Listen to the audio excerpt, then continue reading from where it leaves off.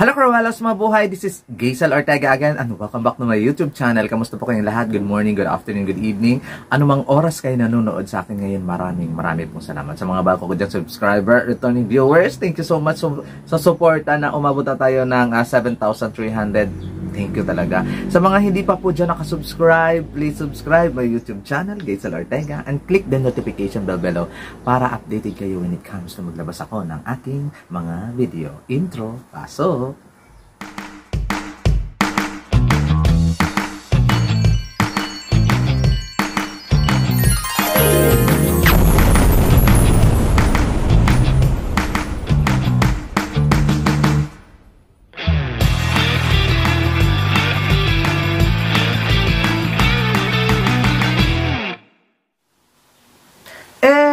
Hola, hola El Salvador! Ayan nga. Ngayon, maglalabas na ako ng aking top 10 sa swimsuit competition, sa preliminary competition dito sa Miss Universe 2023. Sino nga ba ang aking natatanging top 10? Ilalagay ko yan dito. Parampahin ko sila dito ng bonggang-bongga para malaman ninyo kung sino sa akin yung nagawa o na ano kong top 10 na top 10 lang yung kinuha ko. Madami kasi kung ano. Marami ko yung top 20. Top 10 lang para may surprise naman kung sino yung makakapasok doon sa aking final prediction. Here we go! My number 10 on my list is Miss Australia. Oh, diba? Bonggang-bongga. Si Miss Australia ay nagbigay talaga sa akin ng Victoria's Secret vibe. Super sexy and amazing. Hindi ko naakala na may ilalabas pala siyang mga ganitong mga performance. Maganda. Ang ganda talaga na talagang malinis lang yung eksena at hindi papakabog. At kasi inaasahan natin na Australia hindi naman masyadong kabonggahan when it comes sa swimsuit competition at saka sa pasarela. But now, tingnan nyo naman sa Australia, kabog na kabog. Congratulations sa iyo, Australia. Pasok ka sa aking number 10. My number 9 on my list is Miss India. Soweto, Sharda. Si India, ginawa niya ang lahat sa swimsuit competition. Binigay niya yung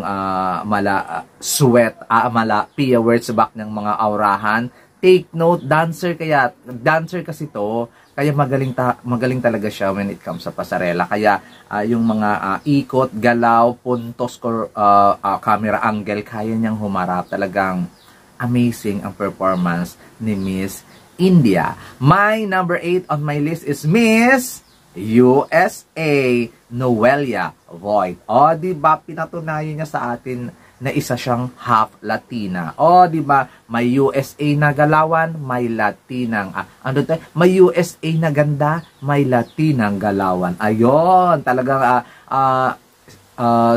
in-embody niya yung pagka-Latina kasi one of the best pulido na performance when it comes sa pasarela.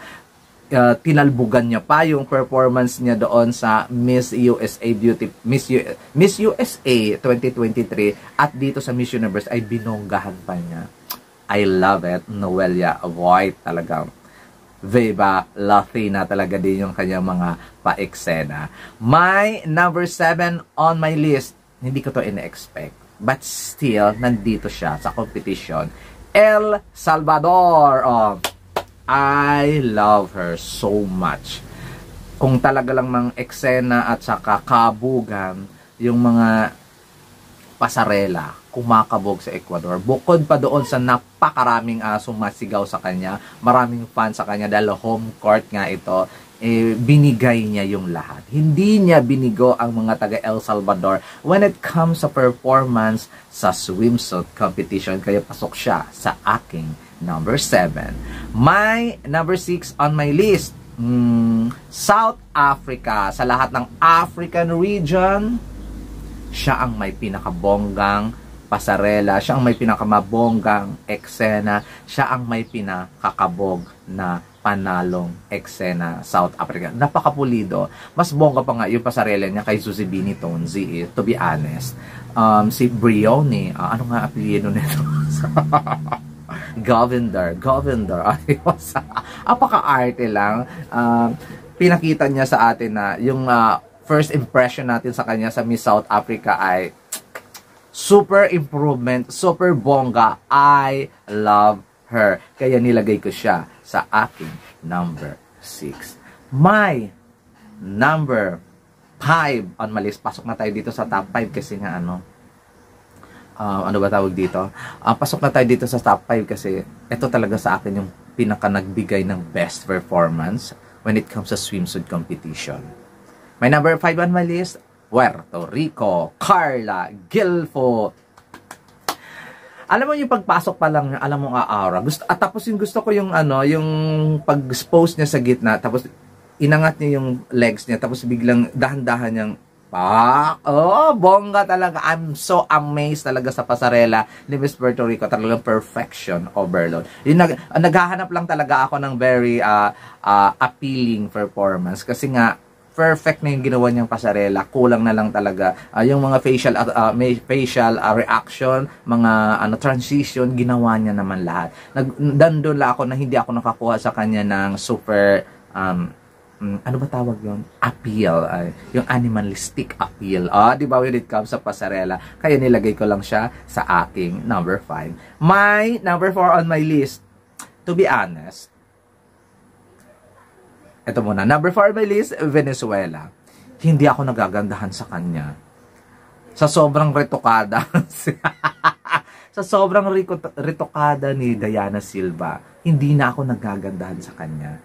And yung mga styling niya ay parang from Miss Venezuela sa mga nakaraang mga eksena.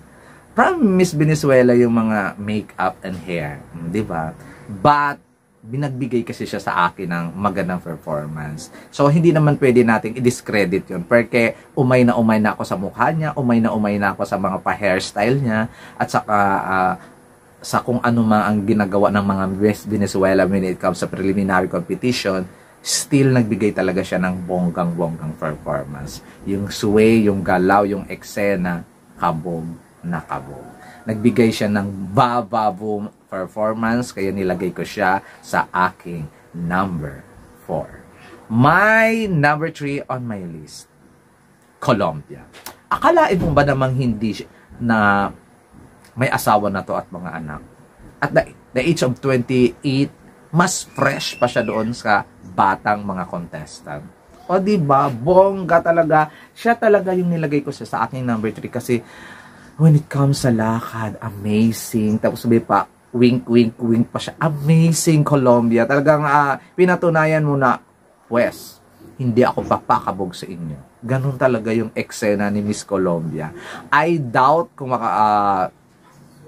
ano ba tawag doon, I doubt kung kumabog siya doon sa preliminary interview, but I still love this Colombia at mukhang kakabog na siya sa prediction ko. Ayan, kaya nilagay ko siya sa aking number 3. My number 2 on my list, ay grabe, hindi ko tayo inaasahan. Charot lang. Philippines, siya ang number 2 ko, promise. Gusto ko siyang i-number 1 pero number 2 ang pinaka-the best na position na ibigay ko sa kanya. Hindi dahil mas weaker siya, no. Ibinigay ni Michelle D yung super applauded na performance na hindi natin ina-expect. Kasi dito tayo medyo alangan sa kanya sa swimsuit. Pero dito niyang kinalingan, be. With the red one piece of swimsuit, backless swimsuit. Kabog na kabog. I love the execution, the transition, but more on the transition ng face at saka yung katawan, ha. Medyo ano ba tawag dito? The camera angle, kaya niyang tapan. Halata talaga na model, actress, kasi alam niya kung saan bubuton yung camera. Kaya I love it talaga. Bawat pitik, bawat kabog, bawat ikot. I love that pag-ikot niya. Tapos may nahuling tingin pa siya, parang Celeste Cortez noon sa Miss Universe Philippines. Pag-ikot niya, pag-turn niya, ay may pag-ganon pa siya ng bonggang-bongga sa camera. I love that. Yun talaga yung nagpasabog sa kanya. Kaya nilagay ko lang siya sa aking number 2. Alam niyo kung bakit? Dapat gusto ko pang mag-smile siya ng bongga. Kasi nandoon naman yung fears, nandoon naman yung little bit smile. Pero nakukulangan doon ako sa smile. Nag-smile siya, ha? Tapos is-mid, tapos fears. Okay yun. Pero gusto ko sanang lagyan yun ng smile ng very very light sa yung all the way smile. Yun yung nakulangan ako sa kanya. Pero yung katawan, execution, pitik, lahat amazing. Pati yung mga, ano ba tawag dito? Pati yung mga, basta lahat ng galawan ng kamay, kembot, ibinigay niya talaga yung the best niya. Kaya I'm so proud talaga kay Michelle D. Kasi ito yung kinakabahan tayo pero pinakita niya na bongga siya dito. But, may number 1 on my list. Obviously, alam naman niyo kung sino yung number 1, diba? Pasabog. Diba? Shanice Palacios ng Nicaragua. To be honest, wala naman akong ano sa kanya. Ang baba nga ng ano niya sa akin eh. Ang ano ba tawag doon? Ang baba nga ng prediction preliminary prediction ko sa kanya. Number 10 lang siya be kasi akala ko hindi magpe-perform na maayos. Akala ko babaklain niya. Akala ko imi-miss ground niya pero be pulido talaga.